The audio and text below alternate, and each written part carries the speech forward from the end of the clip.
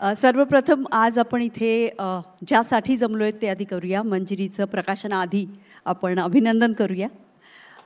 Manjiri and Abhay, they have been my friends for years now. मंजिरीच्या या आधीच्या एका पुस्तकासाठी मला वाटतं मी लिहिलं होतं, माझ्या मुलांनी विराजसनी पण त्यात लिहिलं होतं.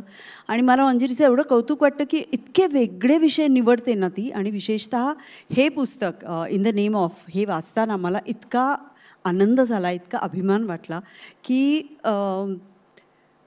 नुसतं आम्हाला आमच्या देशाचा अभिमान आहे, आमच्या देशाचं कौतुक आहे, आमच्या माणसांबद्दल आम्हाला आस्था आहे असं म्हणून थांबणारे आपण सगळे आहोत खरं तर, बरोबर. आणि आता तर असं झालेलं आहे फेसबुक आणि इन्स्टाच्या जगामध्ये की मी आज पोहे बनवलेचा फोटो, मी आज निळी साडी नेसलेचा फोटो, मी बघा सूर्यास्त कसा बघितला त्याचा फोटो. मला थोडंसं प्रमोशन करते.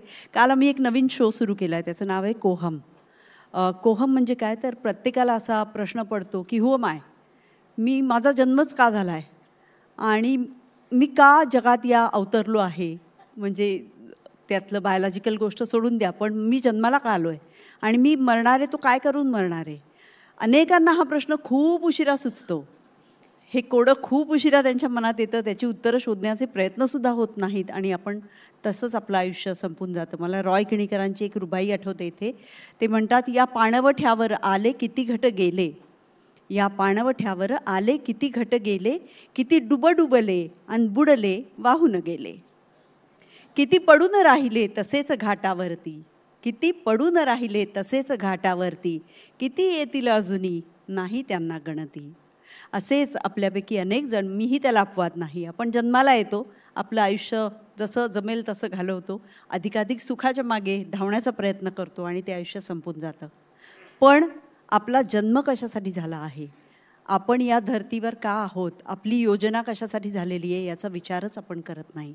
आणि हा विचार जेव्हा सुरू होतो तेव्हा आपण आपल्या रूट्सकडे जातो. तेव्हा जगाच्या पाठीवर आपण कुठेही असलो तरी आपण परत तिथे जायला बघतो जिथे आपली पाळंमुळं रुजलेली असतात. मला वाटतं कशा कशाच्या नावानी इन द नेम ऑफ या पुस्तकाची कुठेतरी सुरुवात याच्यामध्ये आहे की कोण आहे मी आणि कशासाठी माझा जन्म झाला आहे, कशासाठी मी इथे आहे आणि मी काय केलं पाहिजे आणि ते मी करतोय का, आणि करत नसेन तर ते मी लवकरात लवकर सुरू केलं पाहिजे. मी आधी पुस्तक इंग्रजीमध्ये वाचलं, मला असं अतिशय वाटलं होतं की हे मराठीत आलं पाहिजे आणि ताबडतोब तिने मला मराठी पण पाठवलं. मला खूप आनंद झाला, कारण आपल्या सुदैवाने अजून मराठी भाषा आणि मराठी वाङ्मय ही आपल्या हृदयाच्या जवळची गोष्ट आहे. मराठीमध्ये उत्तम वाचक आहेत, जगभर वाचतात, पण मंजिरींनी लिहिलेलं हे पुस्तक केवळ मराठी माणसांसाठी मर्यादित नाही. आपण वर्तमानपत्रांमध्ये, चॅनल्सवर रोज ज्या बातम्या बघतो, मला वाटतं जर मी चुकत नसेन तर कालच ऑस्ट्रेलियामधनं बातमी आलेली आहे की आमच्या नोकऱ्या बाहेरच्या लोकांना मिळू नयेत यासाठी मोर्चे काढलेले आहेत त्यांनी, आणि ते इंडियन लोकांच्या विरुद्ध आहेत. त्यामुळे काही वर्षांपूर्वी जी स्वप्न वाटत होती ती आता दुःस्वप्न ठरतील का काय असं आपल्या सगळ्यांना वाटतं आहे. हे जाणवतं आहे. आपण निश्वास टाकतो की आमचं संपलं बाबा आयुष्य, आमचं ठीक आहे, आता मुलांचं नीट गेलं की झालं. पण हे इतकं सोपं नाही आहे आणि हे इतकं सोपं राहिलेलं नाही, राहणार नाही आहे. हे उत्तरोत्तर वाढत जाणार आहे. हा प्रश्न फक्त भारतीयांचा आहे का, आपला आहे का, तर नाही, जगभरातल्या प्रत्येक माणसाचा हा आता प्रश्न आहे आणि तो अधिकाधिक उग्र होत जाणार आहे. अशा वेळेला अशा पुस्तकाचं येणं हे खूप महत्त्वाचं आहे. भारतीय लोकांना गोष्ट ऐकायला फार आवडते आणि कोणतीही कहाणी रूपामध्ये काहीही सांगितलं की त्यांना ते जास्त भिडतं आणि त्याच्या पुढची स्टेज म्हणजे चित्रपट. त्यामुळे आधी हे पुस्तक आणि त्यावर लवकरच चित्रपट येईल अशी मला आशा वाटते. जी माणसं इथून विचार करतात त्या प्रत्येक माणसाला असं वाटेल की हे पुस्तक जास्तीत जास्त लोकांपर्यंत पोहोचलं पाहिजे. काही वर्षांपूर्वी मी एका चित्रपटात काम केलं, त्याचं नाव द काश्मीर फाईल्स, आणि तो चित्रपट करत असताना ते स्क्रिप्ट जेव्हा माझ्या हातात आलं तेव्हा माझे असेच डोळे खाडकन उघडले होते आणि मी म्हटलं 1990 म्हणजे मी काही फार लहान नव्हते आणि मला हे माहीतच नव्हतं. म्हणजे इतकी मी आत्ममग्न होते की हे आपल्या देशात घडलं याची मला भनक पण नाही. आणि मी आजूबाजूच्या लोकांना विचारलं, जेव्हा सिनेमा व्हायचा होता अजून आणि स्क्रिप्टच आलं होतं माझ्याकडे, की 1990मध्ये काहीतरी भारतात भयंकर झालं होतं का? Nobody knew. आणि मग तो सिनेमा जेव्हा केला, तो लोकांपर्यंत पोचला, तेव्हा तो फार पॉप्युलर झाला आणि खूप चालला आणि लोकांना असंच वाटलं, ते बघताना अंगावर शहारे आले वगैरे वगैरे. पण अशा अनेक गोष्टी आहेत ज्या दडपल्या जातात, अनेक गोष्टी आहेत ज्या आपल्यापर्यंत नीट पद्धतीने पोचत नाहीत, अनेक गोष्टी आहेत ज्या आपल्यापर्यंत पोहोचतात पण आपल्या रिमोटवर आपण दुसरंच काहीतरी बघण्यात मग्न असतो आणि कालौघामध्ये ते तसंच वाहून जातं. काही वेळा असंही होतं की फार छान माझे बाबा असं म्हणायचे की काही माणसं अशी असतात की अंगाला तेलच लावून आलेली असतात, म्हणजे त्यांच्या अंगाला काही लागतच नाही, काही झालं तरी काही प्रॉब्लेमच नाही. आपण हळूहळू तसे होतो आहे का काय याचं प्रत्येकाने एकदा स्वतःला प्रश्न विचारले पाहिजेत आणि त्याची पडताळणी केली पाहिजे. पुस्तकावर इतकं सुंदर बोलली आहे ती ऑलरेडी. थोडं तिने सांगून टाकलं आहे. का बरं सांगून टाकलं आहे? सगळ्यांना वाचू देत, त्यांना सगळ्यांना खूप आवडणार आहे हे पुस्तक, आवडणार आहे, विचार करायला लावणार आहे. आणि माझी खात्री आहे इंग्रजी आणि मराठी अदितीने भाषांतर पण खूप छान केलेलं आहे. मला स्पेशल मेन्शन करावं असं वाटतो. मी दोन्ही भाषांमध्ये पुस्तक वाचलं आहे.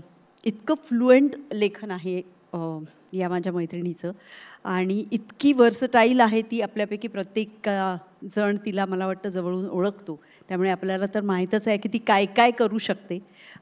त्यातलं बरंच तिने केलं आहे, पण तिच्यामध्ये बरंच करायचं राहिलं असेल याची मला खात्री आहे. ते सगळं करायला तिला आपण सगळेजण ऊर्जा देऊयात, प्रेम देऊयात.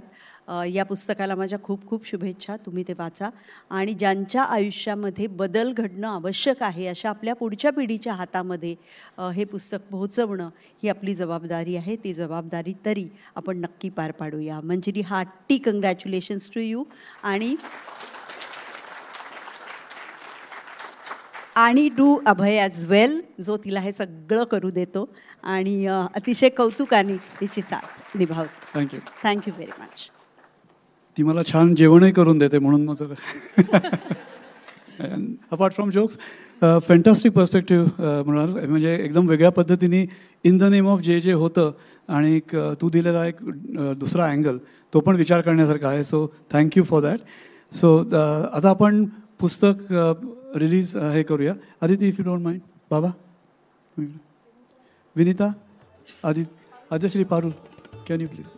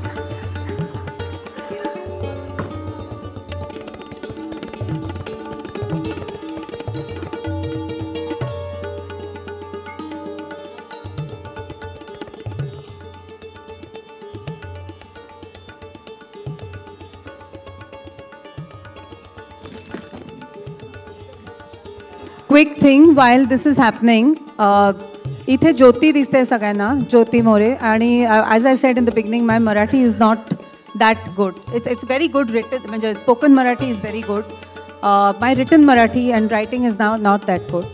So it was going to take me a very long time to read the Marathi book, and I was not happy that I'm signing off something which I have not fully read.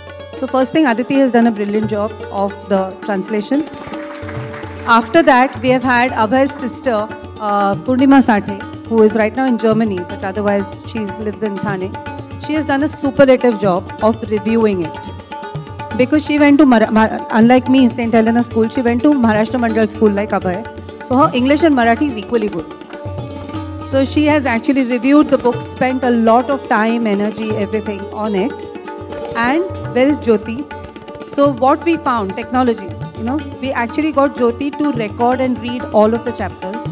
They were sent to me. I recorded whatever I had to record. Aditi did the corrections, Purnima Tai did the reviewing, but now we are satisfied that nothing is wrong.